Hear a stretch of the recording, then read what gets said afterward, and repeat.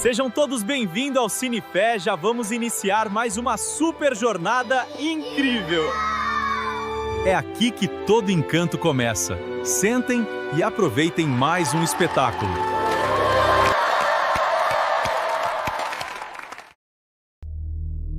Existe uma cena no Evangelho que quase todo mundo já ouviu, mas que muito pouca gente parou para ler com atenção real. A transfiguração de Jesus no monte é uma das passagens mais citadas de toda a história cristã. Mas a leitura comum parou cedo demais. Ficou na luz que rasgou a escuridão, na roupa que se tornou branca como neve, na névoa que envolveu os discípulos, e perdeu o peso do que estava realmente acontecendo ali. A imagem que ficou na memória coletiva é a de um espetáculo. Luzes, vozes, figuras brilhantes, homens caindo com o rosto no chão. Mas espetáculo e tribunal são coisas completamente diferentes, e confundir os dois muda tudo nessa leitura. Aquele monte não foi escolhido para exibição de poder. Ele foi o lugar onde uma missão precisava ser confirmada, atestada e selada diante de testemunhas. E testemunha não é o mesmo que espectador. Espectador assiste e vai embora. Testemunha carrega o que viu pelo resto da vida, incapaz de negar com convicção o que os próprios olhos registraram. E o que Pedro, Tiago e João viram naquela noite os marcou até a morte de cada um deles. A pergunta que raramente aparece sobre essa passagem é precisa: por que exatamente esses três? Entre os 12 que acompanhavam a Jesus diariamente, por que esses foram levados ao alto enquanto os outros ficaram na base? A resposta não está em mérito espiritual, nem em algum grau de fidelidade acima dos demais. Ela está no que estava por vir e no tipo de memória que esses três homens precisariam construir antes que aquilo chegasse. O que aconteceria em Jerusalém seria tão brutal, tão impossível de aceitar, que eles precisariam de algo gravado no fundo da mente que não pudesse ser apagado nem reinterpretado pelo desespero da hora mais escura. Quando vissem o Messias com o rosto coberto de sangue, a cabeça curvada, os pés pregados em madeira entre dois criminosos comuns, a tentação de concluir que aquilo era o fim definitivo seria quase impossível de resistir. Foi justamente para blindar esses três homens contra esse colapso que a subida ao monte se tornou estrategicamente necessária. Não como recompensa emocional, não como experiência mística exclusiva, mas como construção deliberada de uma âncora. O que a maioria das leituras deixa escapar é a estrutura interna daquele encontro. A diferença entre as duas é enorme. Uma olha para trás, a outra prepara para o que ainda não chegou. Ali em cima, algo estava sendo validado. Uma missão estava em andamento, e antes de chegar ao seu estágio mais brutal e irreversível, ela precisava ser reconhecida por vozes que vinham de uma dimensão além do tempo. Precisava de testemunhas que representassem algo maior do que si mesmas. Não apenas três pescadores da Galileia em estado de choque, mas figuras cuja presença carregava o peso de séculos de história e de revelação acumulada. Essas figuras apareceram. Vieram de dois lugares impossíveis ao mesmo tempo, do passado mais remoto de Israel e de uma existência que fica do outro lado da morte. Quando encontraram Jesus naquele alto, o assunto que dominou a conversa foi um só. Mas antes de entender o que eles disseram, é preciso entender o que aquele momento representava em termos de estrutura espiritual. Porque ali não havia nenhuma coroa sendo entregue, nenhum reinado sendo inaugurado com festividade. Havia uma sentença sendo selada, um compromisso sendo confirmado diante de testemunhas que garantiriam que ele não poderia ser modificado depois, porque a presença daquelas figuras tornava tudo aquilo irrevogável. Em Mateus, capítulo 16, versículo 21, está escrito que Jesus começou a mostrar aos seus discípulos que era necessário ir a Jerusalém, sofrer muitas coisas dos anciãos, ser morto e ressuscitar ao terceiro dia. Esse verso não é uma transição qualquer. É a raiz direta do que aconteceu logo em seguida naquele alto. Entre esse anúncio e a subida ao monte havia menos de uma semana de distância, e essa proximidade não é acidental. A glória que desceu sobre Jesus naquele cume não surgiu do vazio. Ela respondeu a algo, a uma declaração específica feita no vale, que havia sacudido os fundamentos de tudo que os discípulos acreditavam sobre o papel do Messias. O topo do monte era a preparação para a descida definitiva, para o que nenhum dos três ali presentes estava completamente pronto para enfrentar, mesmo depois de anos caminhando ao lado de Jesus. O que foi pronunciado naquele alto não tratava de glória futura, de reinado vindouro ou de vitória sobre os adversários de Israel. O assunto era mais concreto, mais imediato e incomparavelmente mais pesado do que qualquer um esperaria de uma cena com aquela magnitude de luz. Para entender o que foi selado naquele tribunal das alturas, é preciso voltar ao momento em que Jesus abriu a boca no vale e disse, pela primeira vez em público, o que realmente o aguardava. E o impacto daquelas palavras sobre os que estavam ao seu redor foi o ponto de partida de tudo. Para entender o que aconteceu naquele cume, é necessário recuar algumas horas e observar com cuidado o que Jesus havia dito antes de subir. Não houve vitória pública antes da subida, nenhuma cura espetacular que a antecedesse, nenhuma multidão em celebração às margens de nenhum lago. Jesus havia sentado com os 12 e pela primeira vez, sem metáfora ou linguagem velada, colocou diante deles o que realmente o aguardava em Jerusalém. Falou em rejeição pelos líderes de Israel. Falou nos sumos sacerdotes, nos escribas, nos anciãos, os guardiões da lei sagrada, como os agentes da sua sentença. Disse que sofreria nas mãos deles, que seria morto. E acrescentou que ressuscitaria ao terceiro dia, quase como quem menciona um detalhe que os outros ainda não estavam prontos para absorver. Essas palavras caíram sobre os discípulos como algo que não se encaixa em nenhum mapa mental construído para receber aquilo. O que todos aguardavam do Messias era restauração e autoridade. A ideia de um enviado de Deus sendo condenado pelas autoridades religiosas da própria nação não existia em nenhum escrito que conheciam. Pedro chegou a puxar Jesus de lado.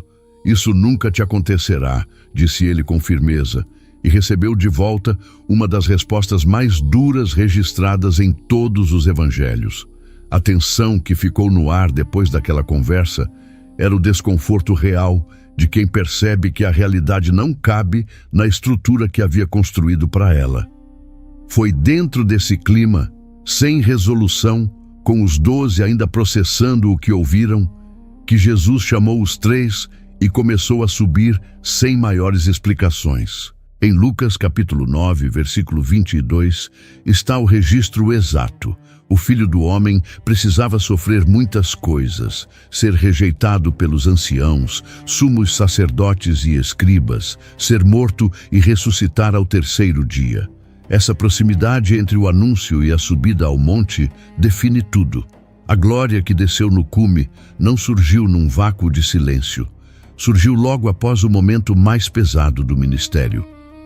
A leitura comum separa as duas cenas como episódios independentes. Mas a narrativa dos evangelhos as coloca deliberadamente uma ao lado da outra, sem espaço entre elas. Nas Escrituras, os momentos de revelação sobrenatural raramente aparecem no auge do conforto. Eles surgem onde a compreensão humana para, e a realidade de Deus precisa falar mais alto do que qualquer argumento. Moisés encontrou o fogo num arbusto que ardia sem se consumir, no meio do silêncio do deserto. Elias ouviu a voz de Deus dentro de uma caverna, depois de semanas em fuga e exaustão total. O padrão se repete. A glória tende a aparecer onde a força humana já não alcança. E foi ali, no ponto de maior tensão entre os 12, que o véu entre as dimensões se partiu. Quando a veste de Jesus se tornou branca com uma intensidade que nenhum processo da terra poderia reproduzir, aquilo não era uma resposta ao que havia sido declarado horas antes no vale. O céu não ignorou o anúncio daquela entrega. Ele o confirmou de frente, com resplendor e com voz audível. A lógica do reino opera de forma oposta à lógica que organiza o mundo comum. O mundo entende que glória vem depois da vitória. Mas naquela cena, a maior confirmação do ministério de Jesus surgiu no centro do anúncio da sua derrota aparente. O rosto que brilhou como o sol era o mesmo que seria coberto de cusparadas em Jerusalém. A veste que se tornou luz era o tecido que soldados sorteariam na base de uma cruz. A ligação entre os dois momentos era estrutural. O monte e o Calvário não foram o mesmo destino visto de ângulos diferentes.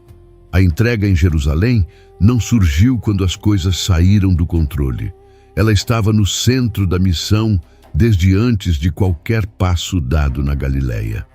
E o monte existia para confirmar exatamente isso. O que os 3 discípulos viram naquele alto, prova de que aquele sofrimento carregava um peso que nenhuma vitória política ou militar poderia carregar.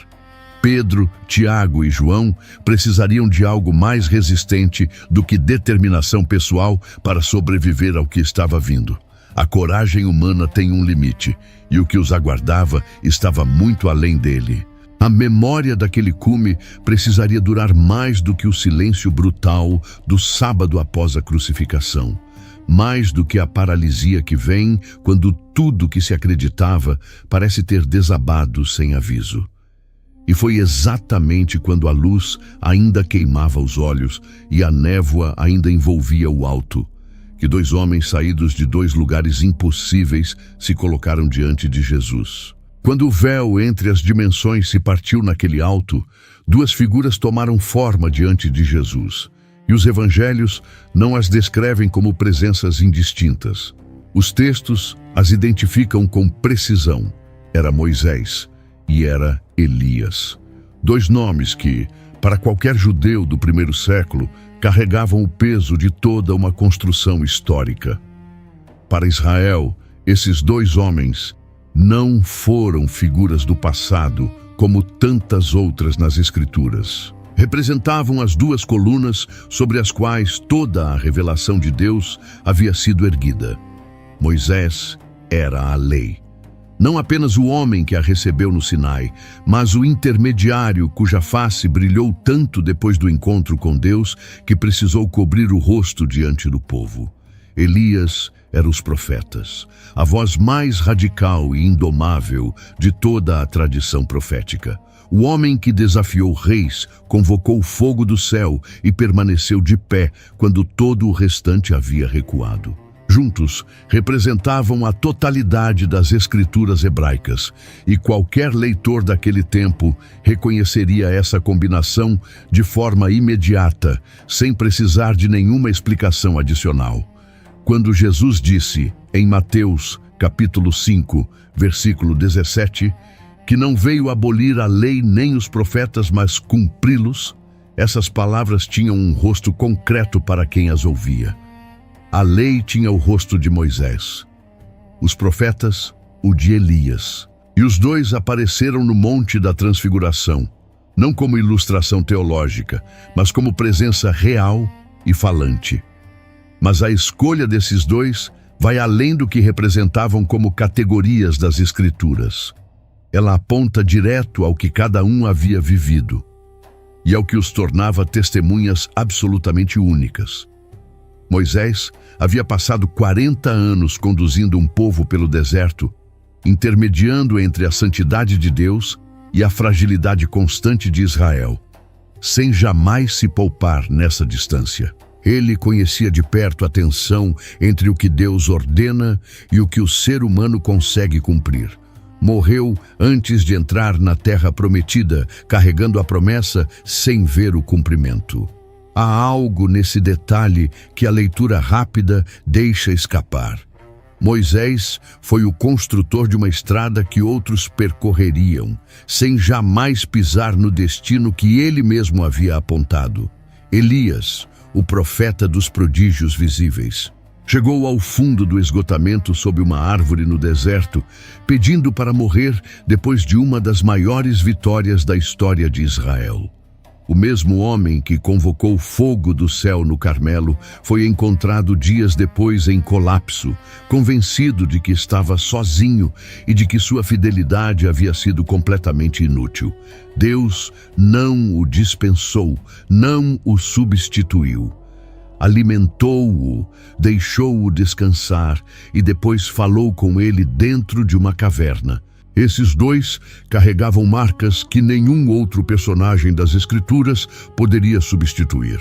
Eram homens que conheceram os limites de si mesmos dentro do chamado que receberam, e que permaneceram fiéis, mesmo nos pontos onde tudo ao redor havia cedido por completo. A pergunta que a tradição raramente coloca sobre essa aparição é a mais direta de todas. Por que exatamente esses dois, entre tantos que poderiam ter vindo? Abraão havia fundado a fé de Israel. Davi havia sustentado o trono do qual o Messias viria. Isaías havia descrito o servo sofredor com precisão que ainda desconcerta qualquer leitura atenta. Nenhum deles apareceu naquele cume. A escolha recaiu sobre Moisés e Elias. E essa especificidade não é detalhe menor dentro de uma narrativa tão precisa quanto essa. Moisés havia construído um sistema inteiro de mediação, altares, sacrifícios, rituais de expiação, que apontava além de si mesmo sem jamais conseguir se completar sozinho. A lei que ele transmitiu revelava a santidade de Deus com uma clareza impossível de suavizar, mas revelava também a impossibilidade humana de alcançar essa santidade pelos próprios meios. Elias havia carregado a voz profética até o limite físico e emocional, sem recuar mesmo, quando toda a estrutura ao seu redor havia cedido e o povo que servia se voltara contra ele. Juntos, representavam não apenas o que havia sido revelado, mas o que ainda aguardava cumprimento definitivo. A lei que promete sem poder entregar, a profecia que aponta sem poder concluir. E o cumprimento de tudo isso estava parado diante deles naquele cume, com o rosto brilhando com uma intensidade que os próprios textos afirmam ser incomensurável, ouvindo o que os dois tinham a dizer. O assunto deles foi registrado com uma palavra específica no texto original, uma escolha de Lucas que não acontece por acaso e que carrega séculos de significado comprimidos em um único termo. Essa palavra, quando examinada no idioma em que foi escrita, revela uma dimensão do encontro que transforma por completo o entendimento do que estava sendo discutido ali, naquele cume. Lucas registrou a cena com uma precisão que os séculos de tradução acabaram suavizando. E o que foi suavizado é exatamente o que carrega o peso maior da narrativa. Os três conversavam. Essa é a descrição básica, o nível mais superficial do que o texto preservou. Mas Lucas foi além e descreveu o assunto central daquele encontro com um único termo. A palavra que ele escolheu, no idioma original em que escreveu, foi êxodos. No grego do primeiro século, esse termo carregava uma carga semântica muito além de uma simples partida física.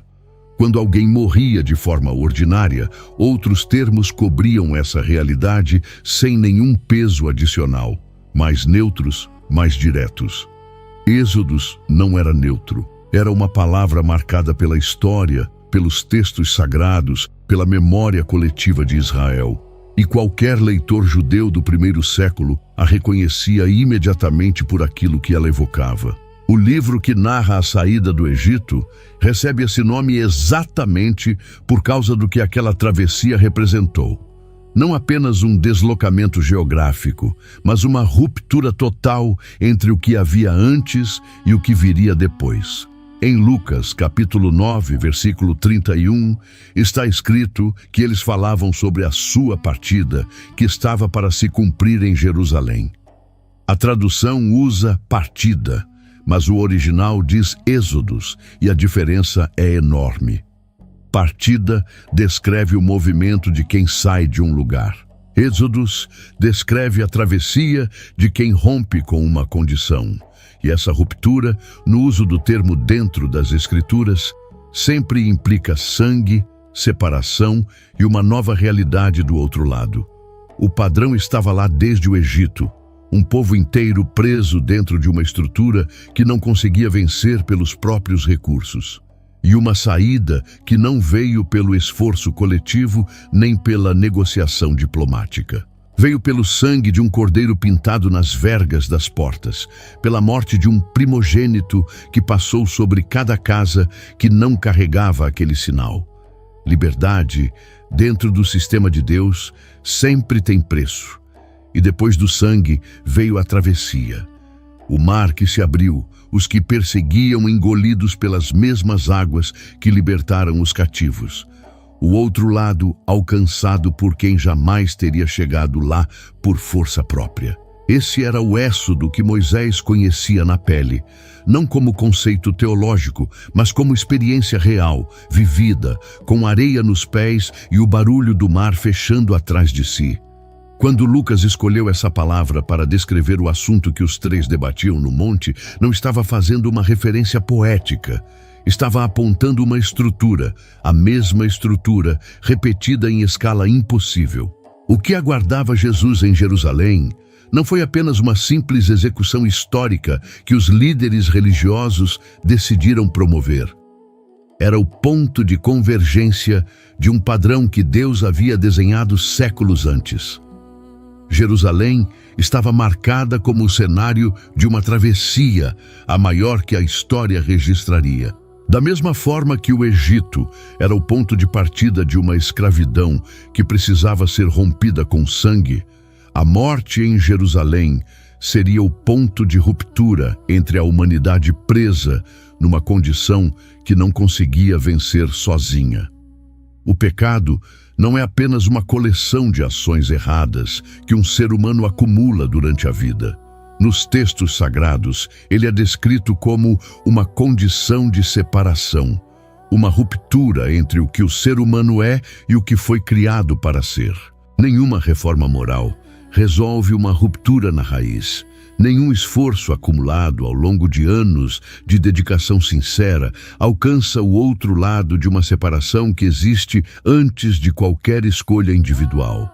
A travessia precisava ser feita por alguém que tivesse autoridade sobre os dois lados, que conhecesse o peso do lado de cá e que habitasse o lado de lá sem nunca ter perdido a condição original. E foi sobre essa travessia que Moisés e Elias conversaram com Jesus naquele alto. Não sobre os detalhes logísticos de Jerusalém, não sobre os atores políticos que moveriam os acontecimentos. O debate deles era sobre o êxodos, sobre o que precisava ser atravessado, sobre o que seria rompido naquela passagem, sobre o que esperava do outro lado de uma morte que não seria o ponto final da história. O que os três discípulos presenciaram, sem ainda ter vocabulário para nomear, era a conversa em torno do plano mais antigo registrado nas Escrituras. O que havia sido prometido desde que o primeiro homem estendeu a mão e partiu o que não devia ser partido. Esse encontro no cume era sobre confirmação. O caminho estava traçado, o padrão estava estabelecido. A palavra que descrevia o destino de Jesus havia sido carregada por séculos até chegar àquele momento específico. E o homem que mais entendia essa palavra, não pelos estudos, mas pela travessia que havia conduzido com os próprios pés, era exatamente o que estava parado ao lado de Jesus, confirmando que o padrão se cumpriria. Moisés havia visto o sangue nas portas, havia cruzado o mar, havia chegado ao outro lado, conduzindo um povo que jamais teria chegado sozinho. Sabia, melhor do que qualquer outro, o que aquela palavra carregava e o que ela prometia para além da travessia. Mas havia um detalhe na trajetória de Moisés que transformava ainda mais a profundidade da sua presença naquele alto. Um detalhe que, quando olhado com atenção, revela por que a escolha dele era absolutamente insubstituível. Ele construiu uma estrada que outros percorreriam, conduziu o maior ato de libertação da história de Israel e morreu sem jamais pisar na terra que havia prometido ao povo. 40 anos guiando uma geração pelo deserto, sustentando a presença de Deus diante de um povo que se voltava contra ele com regularidade quase previsível, sem nunca cruzar o Jordão. No final, uma montanha. Não a terra prometida do outro lado, mas o alto de onde apenas podia ver o que os pés não alcançariam. Deus mostrou-lhe toda a extensão daquela herança e ali, com aquela visão ainda nos olhos, Moisés morreu. Apontou um destino que não entrou. Entregou uma promessa que foi cumprida sob outra liderança, e isso dentro do plano de Deus. A lei que recebeu no Sinai revelava a santidade de Deus com uma precisão que nenhum outro sistema havia alcançado. Mas revelar a santidade é diferente de tornar o ser humano capaz de habitá-la. O sistema inteiro que Moisés construiu, altares, rituais, expiações, sacerdócio, apontava sempre além de si mesmo. Era real, era funcional, mas carregava dentro de si a marca de algo que ainda estava por vir. Por isso, a chegada de Moisés ao Monte da Transfiguração carregava um peso que ia além de qualquer representação simbólica. Ele era a testemunha ocular do padrão de Deus, operando em sangue e travessia reais, não como conceito aprendido, como acontecimento presenciado, com o cheiro de sangue fresco nas vergas das portas de madeira, com o silêncio da noite antes do anjo passar. Em Êxodo, capítulo 12, versículo 13, a instrução é direta. O sangue sobre as casas será o sinal. E quando eu ver o sangue, passarei por cima de vocês, e não haverá praga destruidora entre vocês. O anjo não passou reto por causa de mérito acumulado. Não havia nenhuma contagem de boas ações, nenhuma avaliação de caráter individual. O único critério era o sangue do cordeiro sobre a verga da porta. Moisés havia organizado aquela noite. Havia transmitido cada instrução com a exatidão de quem sabia que qualquer falha teria consequências irreversíveis. E depois viu o resultado se desdobrar, casa por casa. O que ele carregava consigo, além de toda a estrutura teológica da lei, era essa memória concreta, a certeza de que o sistema de Deus para libertar nunca havia operado sem preço. Depois da noite das primogênitas, veio a travessia. O povo saiu numa pressa tal que nem o pão teve tempo de fermentar. E o mar estava na frente, sem rota alternativa, sem caminho lateral. O faraó vinha atrás com o exército completo. O único caminho disponível era o que passava pelo meio do impossível. E foi exatamente esse caminho que se abriu. As águas se ergueram em muros, à esquerda e à direita. Chão seco sob os pés de centenas de milhares de pessoas cruzando o que deveria ser intransponível. E Moisés estava parado com o cajado levantado enquanto isso acontecia. Quando o último israelita chegou ao outro lado, o mar fechou sobre os que vinham em perseguição. Libertação e julgamento aconteceram no mesmo lugar, no mesmo momento, separados apenas pela posição de cada um em relação à travessia. Moisés não leu sobre isso, não recebeu como visão distante, não absorveu como revelação espiritual abstrata. Ficou parado diante de muros de água com os pés no chão seco e viu o padrão de Deus operar com materialidade total. Essa foi a experiência que ele carregou para o alto daquele monte. Não como memória saudosista, mas como testemunho direto de uma estrutura prestes a se repetir numa escala completamente diferente. O povo que Jesus viria libertar não cabia dentro das fronteiras de nenhuma nação. Não havia um único Egito que o aprisionasse, nenhuma fronteira geográfica que definisse o cativeiro a ser rompido. A condição que prendia essa humanidade era anterior a qualquer estrutura política, mais antiga do que qualquer reino, mais profunda do que qualquer lei escrita. E o preço dessa libertação seguiria o mesmo padrão que Moisés havia visto operar no Egito, com uma diferença de escopo que tornava qualquer comparação direta completamente insuficiente. O cordeiro do Egito cobriu uma família por uma noite. O que estava parado diante de Moisés, naquele cume, cobriria cada ser humano que, em qualquer ponto da história, colocasse a confiança naquele sangue específico. Moisés não estava diante de um continuador do sistema que havia construído. Estava diante do destino final de cada palavra que havia recebido, de cada ritual que havia instituído, de cada altar erguido no deserto.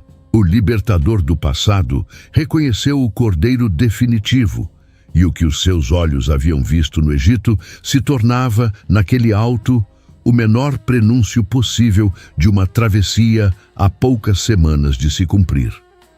Mas havia outro homem parado naquele cume que não havia partilhado nenhuma das travessias do Egito, que carregava marcas completamente distintas, formadas não pelo peso de conduzir um povo, mas pelo peso de ser o único que restou de pé.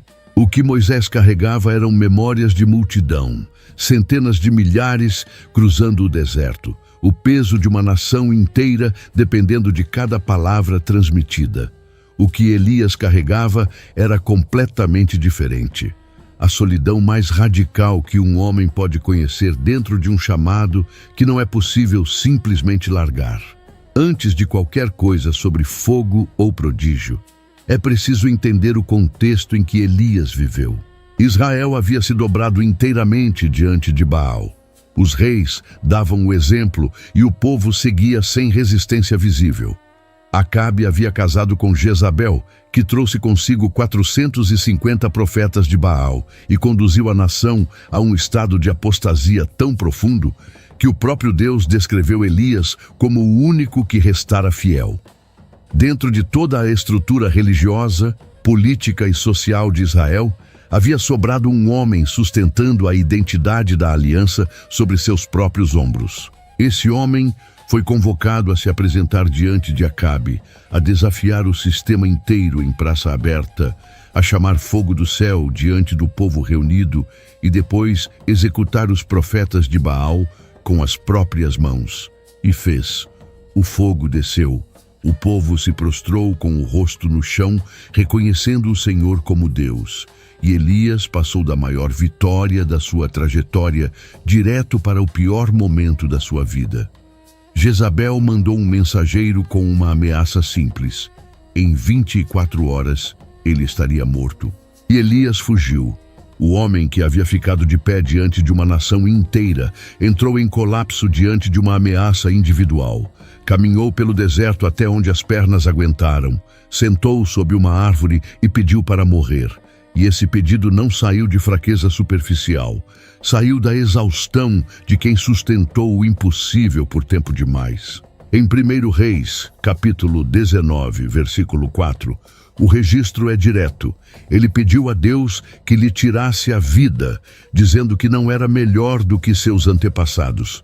Aquelas palavras eram a expressão de um limite real, o ponto onde a carga do chamado ultrapassou toda a capacidade de continuar sem nenhum sinal de que havia valido a pena.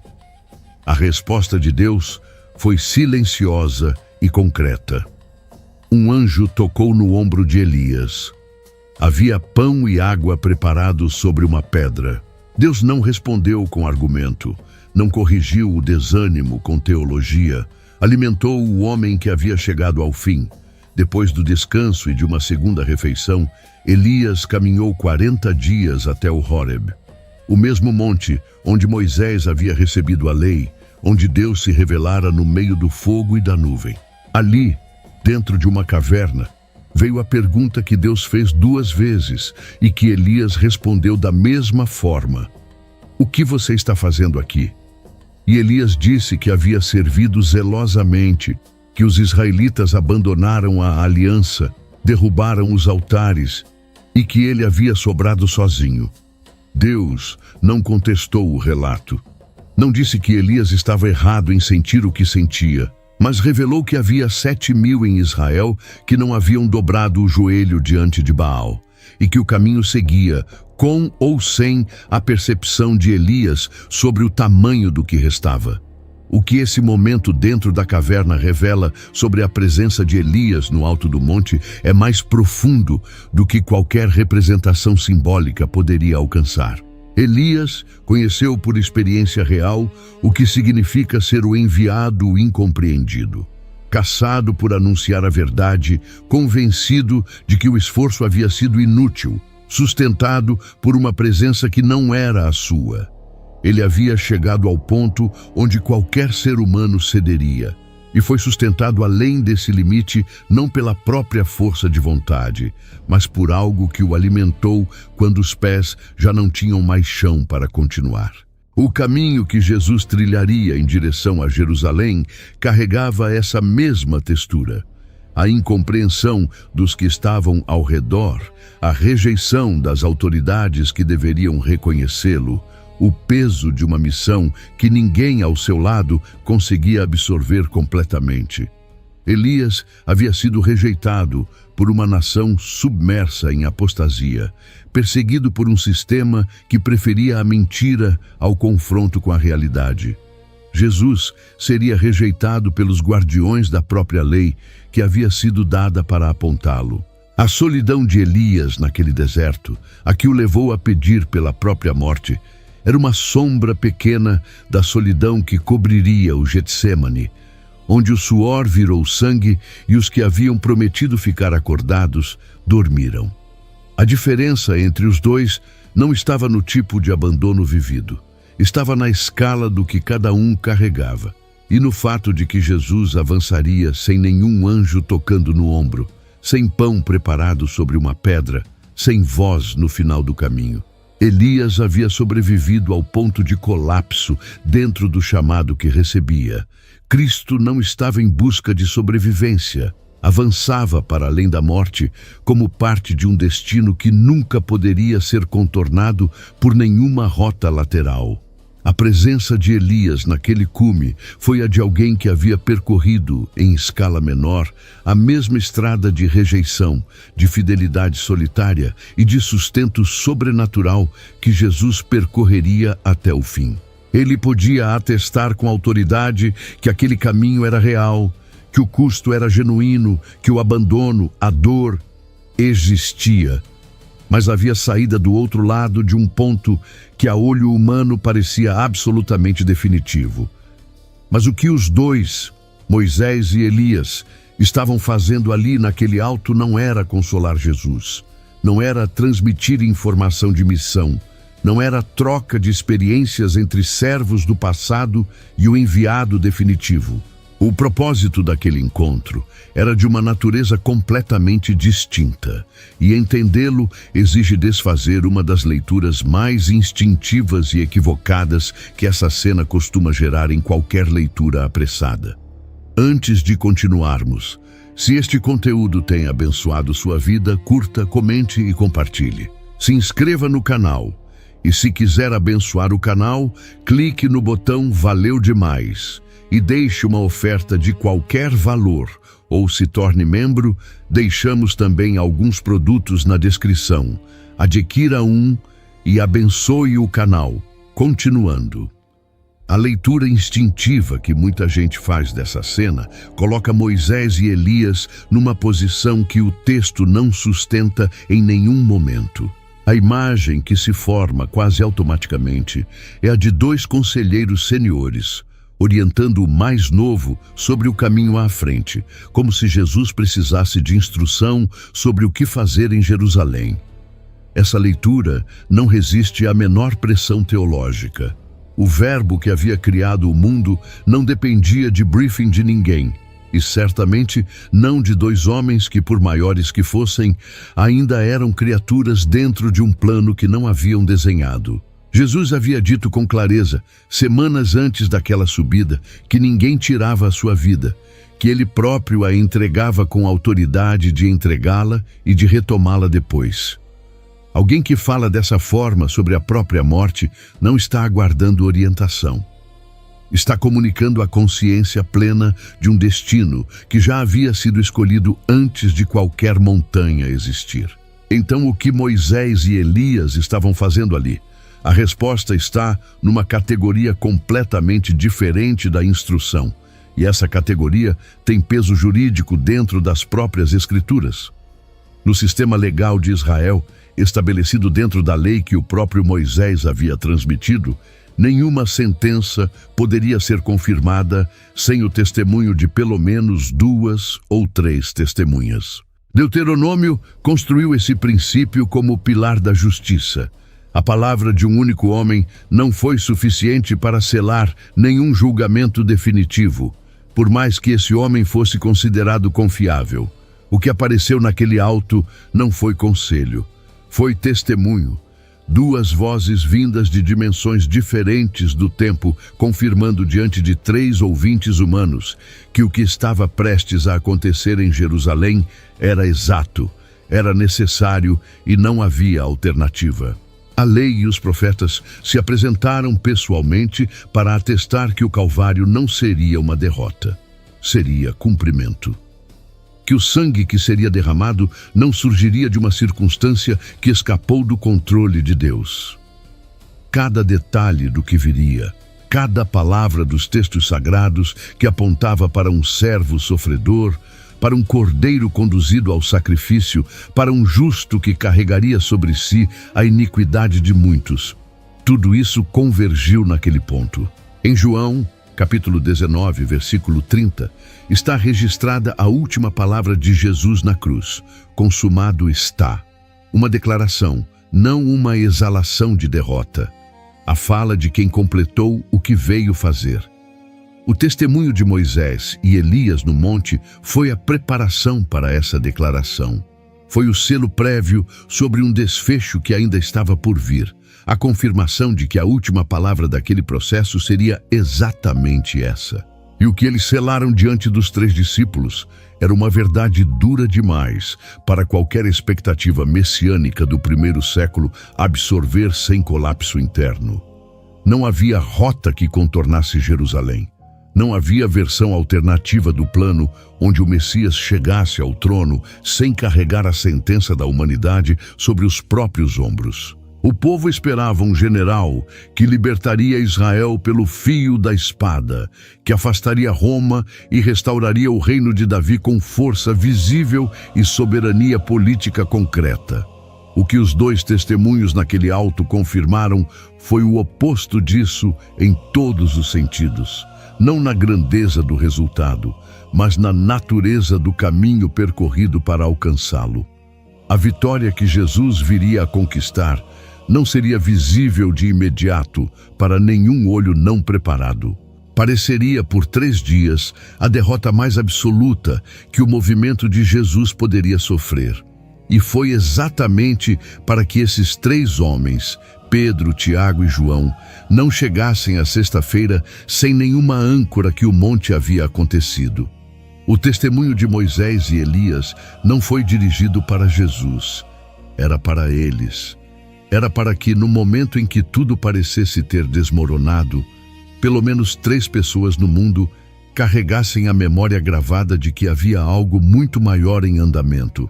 Quando o momento chegasse e os outros 9 discípulos entrassem em fuga, quando as mulheres ficassem paralisadas de dor ao pé da cruz, quando o silêncio do sábado parecesse a última palavra sobre toda aquela história, esses 3 teriam o cume.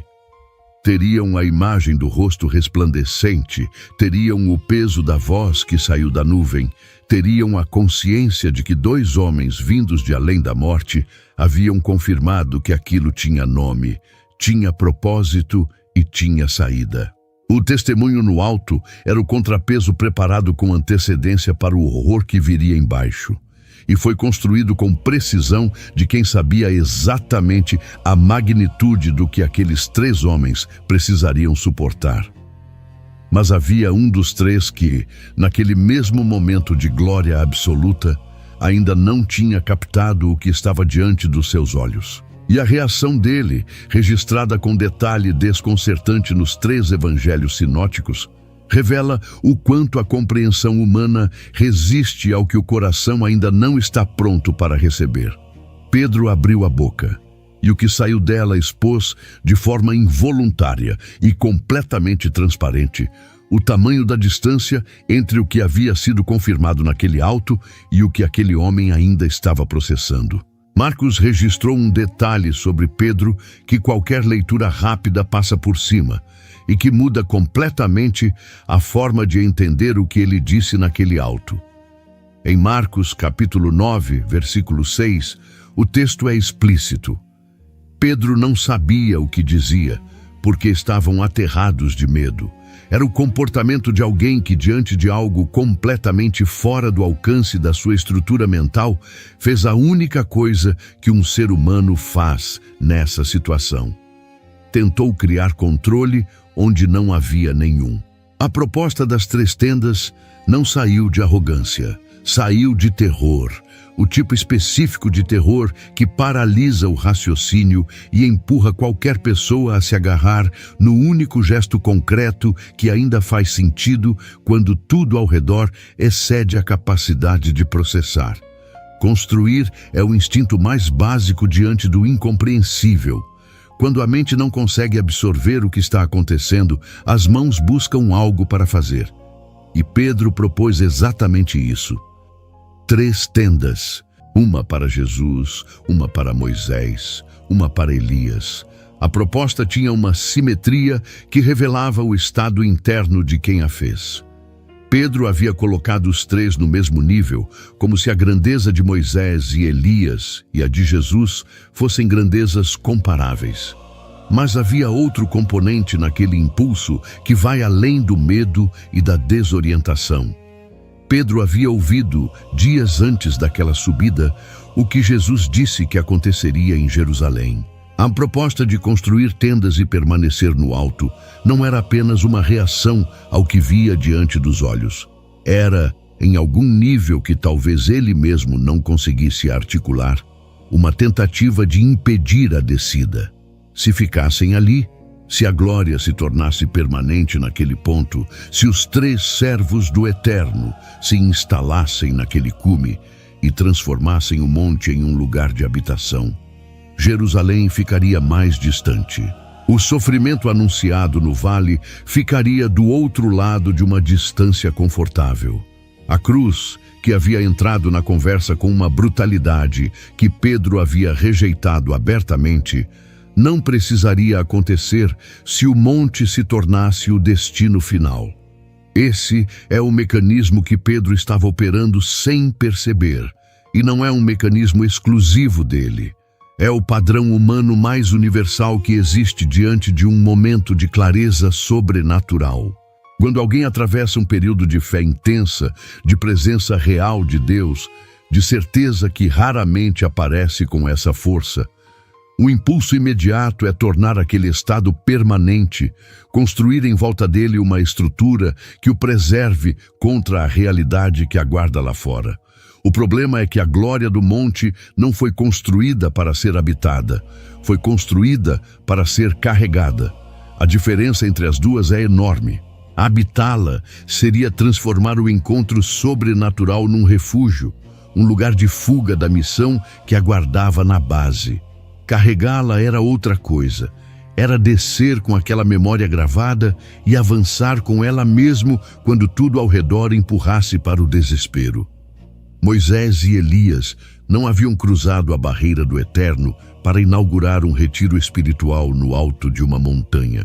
A travessia deles tinha direção, e essa direção apontava para baixo, para Jerusalém, para o que ainda estava por se cumprir.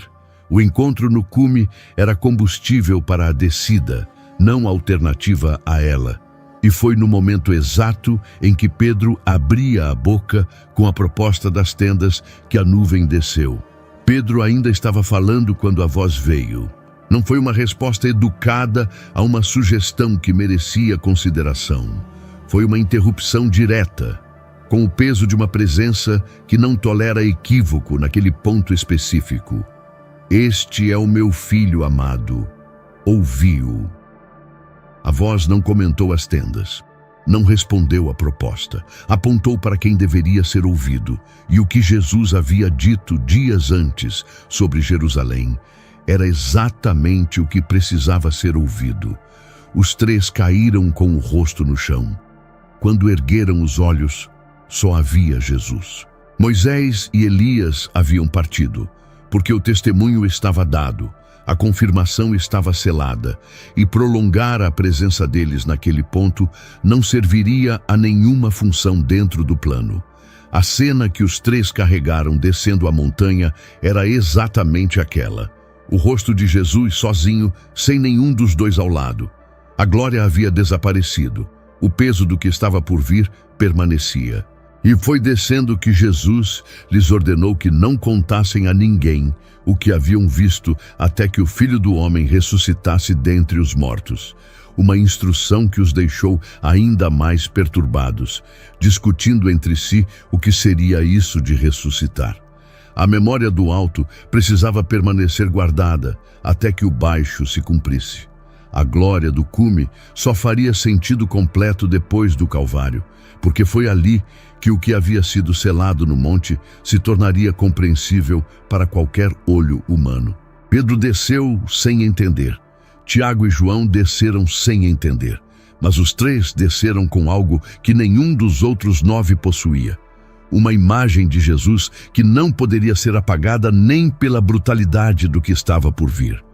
O monte havia cumprido o seu propósito, não como destino, mas como preparação. A questão que restava era o que, afinal, havia sido confirmado naquele encontro com uma irreversibilidade que nem mesmo a morte poderia desfazer. Quando os 3 discípulos desceram daquele monte em silêncio, carregavam uma pergunta que o texto preservou com honestidade desconcertante. Discutiam entre si o que seria ressuscitar dentre os mortos. A instrução de Jesus para guardar silêncio havia acrescentado uma camada de mistério sobre outra, e eles não tinham vocabulário para o que haviam presenciado. Esse detalhe revela algo importante sobre a natureza do que foi confirmado naquele alto.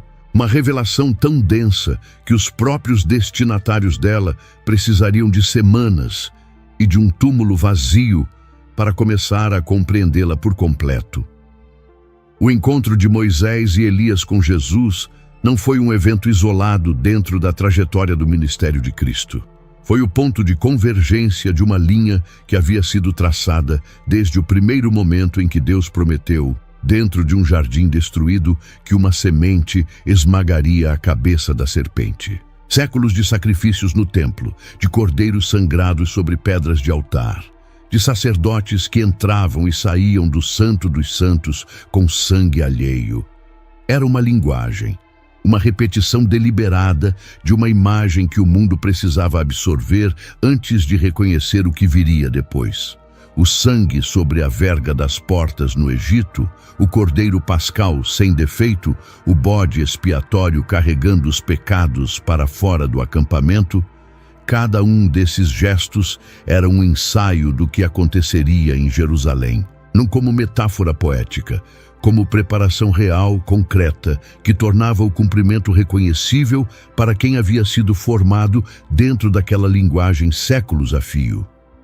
Em Hebreus, capítulo 1, versículo 3, a descrição de Jesus é precisa. O resplendor da glória de Deus e a expressão exata do seu ser, sustentando tudo pelo poder da sua palavra.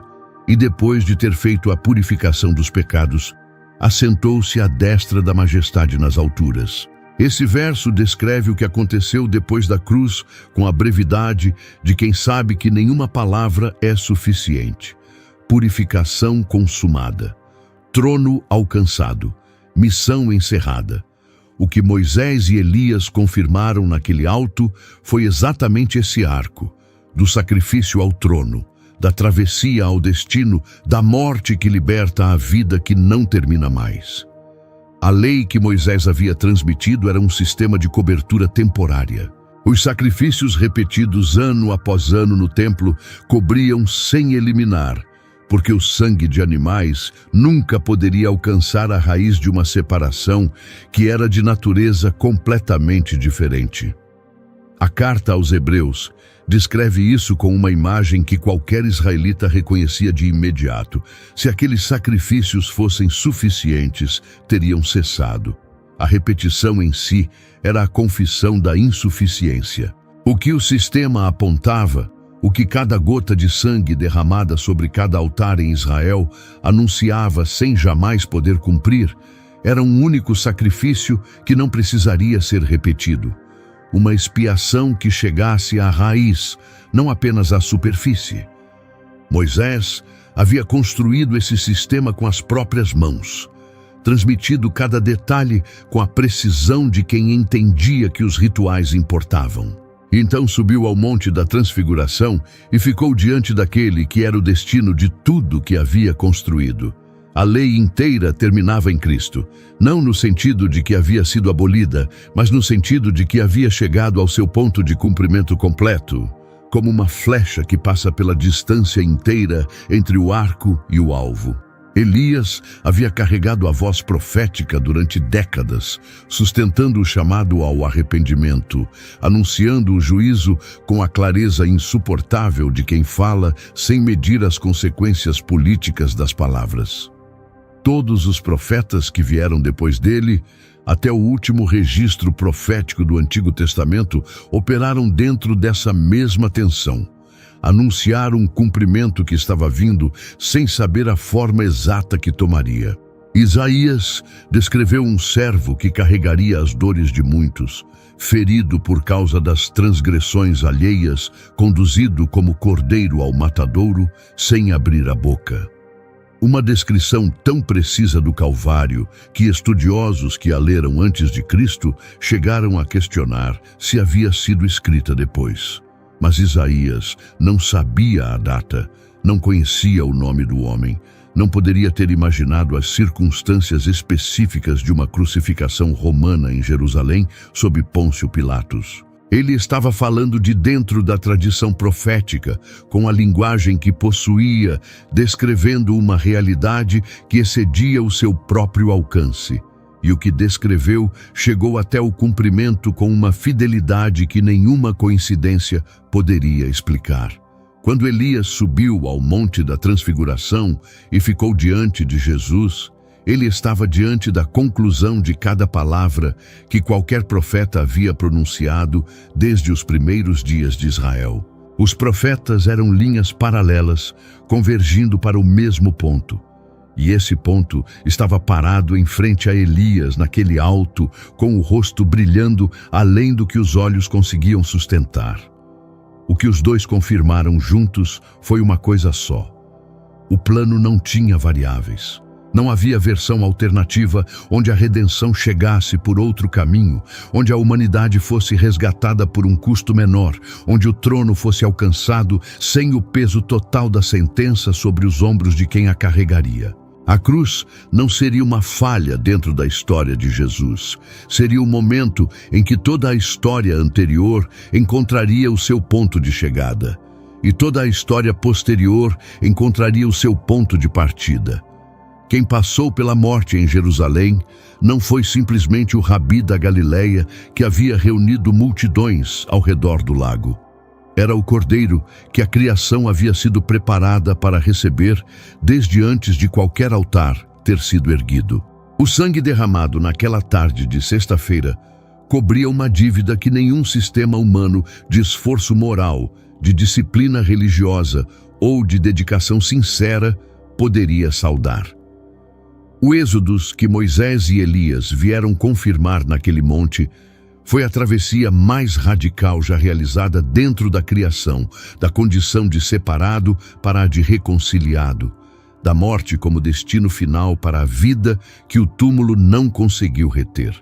E o que Pedro, Tiago e João desceram carregando, sem ainda compreender, era a memória do instante em que o céu inteiro confirmou que aquilo aconteceria, que nada impediria, que nenhuma força oposta teria a última palavra. Semanas depois, quando o sábado mais pesado da história terminou e o primeiro dia da semana começou com um túmulo que havia sido selado e estava aberto, os 3 que haviam subido ao monte finalmente entenderam o que haviam visto. A glória que brilhou no alto era a antecipação de uma manhã que ainda estava por vir e que mudou de forma permanente e irreversível tudo o que existia do outro lado da morte. Tudo o que aconteceu naquele monte não ficou enterrado no primeiro século. O testemunho que Moisés e Elias vieram selar diante de 3 pescadores da Galileia atravessou séculos sem perder uma grama do seu peso. Era o anúncio de uma travessia que permanece aberta para cada ser humano que respira neste momento. O êxodo que Jesus realizou em Jerusalém não foi uma obra concluída apenas para aqueles que caminharam ao seu lado nas estradas da Galileia. Foi uma passagem construída com dimensões suficientes para conter cada vida que jamais existiu, incluindo a sua. A separação que aquele sangue veio romper não é uma condição abstrata reservada para casos extremos de maldade visível. É a condição de qualquer ser humano que ainda não cruzou para o outro lado dessa travessia. E o outro lado existe. Foi confirmado por um túmulo que não conseguiu cumprir a sua função. Foi atestado por homens que morreram recusando-se a negar o que haviam visto com os próprios olhos. O que Moisés carregou para o alto daquele monte, a certeza de que libertação real sempre passa por sangue, encontrou o seu cumprimento definitivo numa cruz fora dos muros de Jerusalém. Não existe reforma moral que alcance a raiz do que foi rompido. Não existe esforço acumulado que cruze por conta própria uma distância que é de natureza, não de comportamento. O cordeiro que o sistema inteiro de Israel havia anunciado por séculos foi o único capaz de atravessar essa distância. E atravessou completamente, sem deixar nada por terminar. O que resta para cada pessoa que ouve isso não é uma lista de condições a cumprir antes de ser aceita. É uma decisão sobre qual lado da travessia ela quer estar quando tudo que é temporário terminar. Elias conheceu o peso de sustentar o chamado sozinho, de chegar ao limite e ser alimentado por uma presença que não dependia da sua capacidade de continuar. Essa mesma presença está disponível para qualquer vida que reconheça a própria insuficiência com honestidade. Não existe momento mais adequado do que este. Não existe condição prévia, nenhuma lista de pendências que precise ser resolvida antes de se apresentar diante dele. O sangue derramado em Jerusalém foi suficiente para cobrir exatamente o peso que você carrega. O peso que você esconde, o que te envergonha, o que você já desacreditou que pudesse ser perdoado. Se você atravessou tudo isso sentindo algo que não consegue nomear direito, uma distância entre onde está e onde deveria estar, um cansaço profundo de sustentar sozinho o que não foi feito para ser carregado sozinho, esse reconhecimento não chegou por acaso. É a voz do mesmo Deus que preparou um monte, chamou 2 testemunhas do Eterno e selou um plano que não poderia ser interrompido por nada, falando diretamente com você agora. Ele não está esperando que você se arrume primeiro. Ele está esperando que você venha do jeito que está. Se você deseja se reconciliar com Jesus Cristo por ter se afastado, por ter carregado por tempo demais o peso de uma vida sem o perdão que só Ele pode dar, ou se deseja iniciar agora uma jornada rumo à salvação eterna, faça isso neste momento. Com o coração aberto, comente aqui embaixo: me aceita, Senhor Jesus. O Senhor é meu único e suficiente Senhor e Salvador da minha vida. Não existe declaração mais simples. Não existe decisão com consequências mais eternas. E se você já conhece esse amor, se já atravessou para o outro lado dessa passagem e reconhece em tudo isso a história da sua própria vida, comente amém com a certeza de quem sabe o que esse nome significa. Porque cada amém que aparece aqui carrega essa mensagem para mais uma pessoa que ainda está do lado de fora da travessia, sem saber que a passagem está aberta, que o preço já foi pago e que o outro lado é real. Compartilhe. Alguém que você conhece precisa ouvir isso hoje, e talvez você seja a única ponte entre essa pessoa e a decisão mais importante da vida dela. Até a próxima.